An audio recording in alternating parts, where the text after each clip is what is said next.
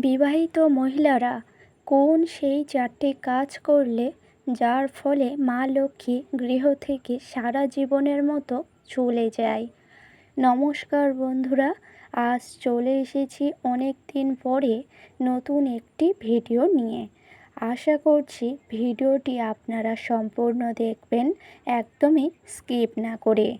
আর এই ভিডিওর মাধ্যমে আপনারা অবশ্যই করে কিছু গুরুত্বপূর্ণ কথাও জেনে নিতে পারবেন, যা বাড়ির জন্য খুবই মঙ্গলময়। বিশেষ করে বাড়ির মহিলারা এই চারটি কাজ ভুল করেও কখনোই করবেন না, না হলে কিন্তু সংসার জ্বলে পুড়ে ছারখার হবে এবং মা লক্ষ্মী গৃহ থেকে চলে যাবে। এই জন্য আপনারা ভুল করেও বাড়ির বিবাহিত মহিলারা এই চারটি কাজ কখনোই করবেন না, না হলে আপনার সংসারের জন্যই অমঙ্গল হবে এবং মা লক্ষ্মীও বাড়ি ছাড়া হবেন।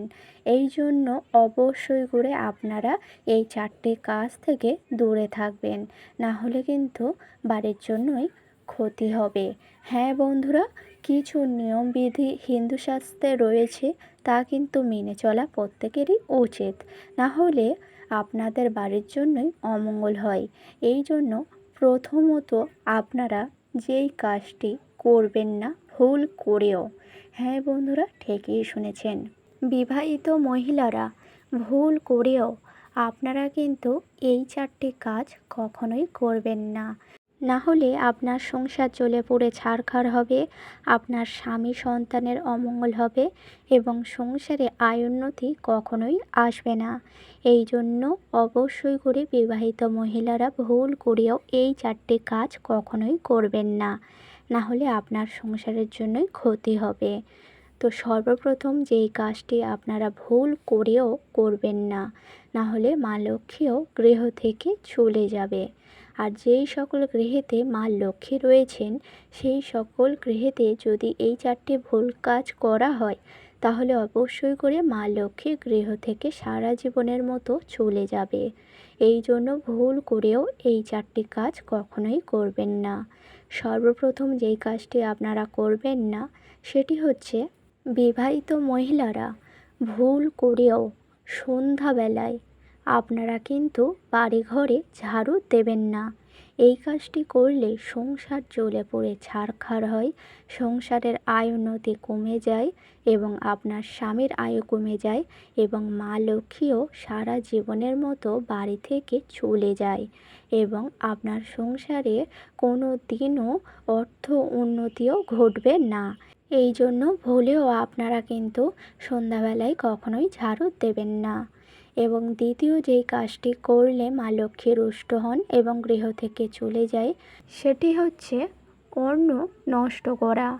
অন্ন নষ্ট করা মানে বাড়িতে মা লক্ষ্মী থেকে সারা জীবনের মতো বঞ্চিত হওয়া।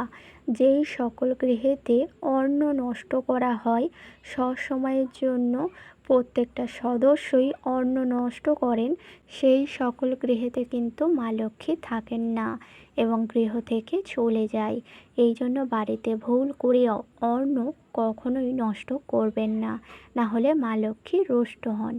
এবং তৃতীয় যেই কাজটি করলে মা লক্ষ্মী গৃহেতে থাকবেন না, সেটি হলো আপনারা কিন্তু ভুল করেও আপনাদের ঘর বাড়ি অপরিষ্কার করে রাখবেন না। ঘর বাড়ি যদি অপরিষ্কার করে রাখেন, তাহলে কিন্তু মা লক্ষ্মী সেই সকল গৃহেতে থাকে না। এই কারণে বাড়িঘর সবসময় পরিষ্কার পরিচ্ছন্ন করে রাখাই উচিত।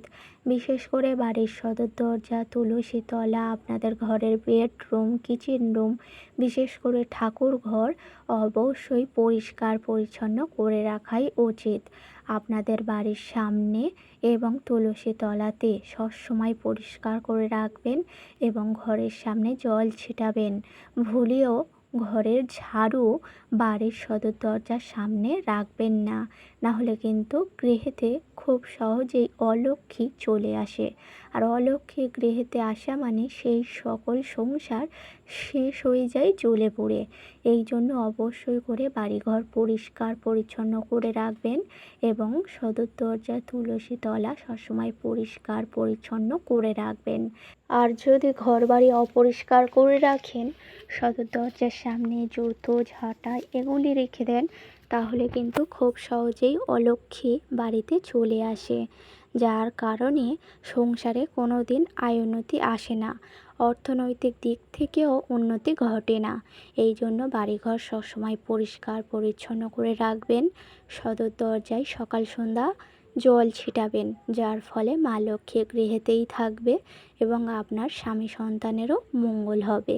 এবং 4 নম্বর যেই কাজটি ভুল করেও করবেন না, বা এই কাজটি করলে অবশ্যই করেই কিন্তু আপনার সংসারে কোনো দিনও উন্নতি হবে না, অর্থনৈতিক দিক থেকেও আয় উন্নতিও হবে না এবং আপনার সংসার জ্বলে পুড়ে ছারখারও হয়ে যেতে পারে এবং মা লক্ষ্মীও গৃহ থেকে চলে যেতেও পারে। সেটি হচ্ছে আপনারা ভুল করেও দেরি করে ঘুম থেকে ওঠা, বাড়ির বাসি কাজকর্ম দেরি করে করা, এই অলস কাজগুলি যদি করেন প্রতিদিন, তাহলে কিন্তু আপনার সংসার পুরো শেষ হয়ে যাবে। এই জন্য আপনারা চাইলে সবসময় সূর্যোদয় হওয়ার সাথে সাথে ঘুম থেকে উঠে যাবেন এবং বাড়ির সমস্ত বাসি কাজকর্ম তাড়াতাড়ি সেরে নেবেন। না হলে কিন্তু সেই সকল বাড়িতে মা লক্ষ্মী কখনোই থাকবে না এবং মা লক্ষ্মী গৃহ থেকে চলে যাওয়ার অর্থ হচ্ছে আপনার সংসারে বাধা বিপদ এগুলিই সৃষ্টি হবে এবং অর্থনৈতিক দিক থেকেও উন্নতিও হবে না এবং আপনার স্বামীরও আয়ু কমতে থাকবে। এই জন্য বাড়ির প্রত্যেক সদস্যর উদ্দেশ্যেই বলা হচ্ছে যে প্রতিদিন সূর্যোদয় হওয়ার সাথে সাথেই ঘুম থেকে উঠে যাওয়াই উচিত এবং বাড়ির গৃহস্থ মহিলারা অবশ্যই করে তাড়াতাড়ি সকাল সকাল বাড়ির সমস্ত বাসি কাজকর্ম পরিষ্কার পরিচ্ছন্ন করে নেওয়াই উচিত এবং তার সাথে সাথে চান সেরে সকালের নিত্য পূজা সম্পূর্ণ করাই উচিত। এই কাজগুলি কিন্তু সূর্যোদয় হওয়ার সাথে সাথে করলে বাড়িতে মা লক্ষ্মী সন্তুষ্ট হন এবং স্থিত হন।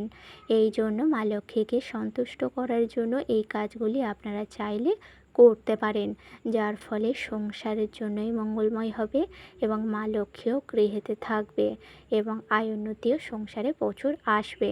তো বন্ধুরা, আশা করছি বোঝাতে পারলাম। এই হলো সেই 4টি কাজ যা করলে মা লক্ষ্মী অসন্তুষ্ট হবেন এবং গৃহ থেকে সারা জীবনের মতো চলে যাবে। আপনারা কিন্তু ভুল করেও এই 4টি কাজ কখনোই করবেন না। আপনারা বাড়িতে সবসময় পরিষ্কার পরিচ্ছন্ন করে রাখার চেষ্টা করবেন, পূজা পাঠ করবেন, সকাল সকাল ঘুম থেকে উঠবেন এবং মা লক্ষ্মীর নাম জপ করবেন। দেখবেন সকল বাধা বিপদ থেকে মুক্তি পাবেন এবং আপনার সংসারেও আয় উন্নতি বৃদ্ধি ঘটবে।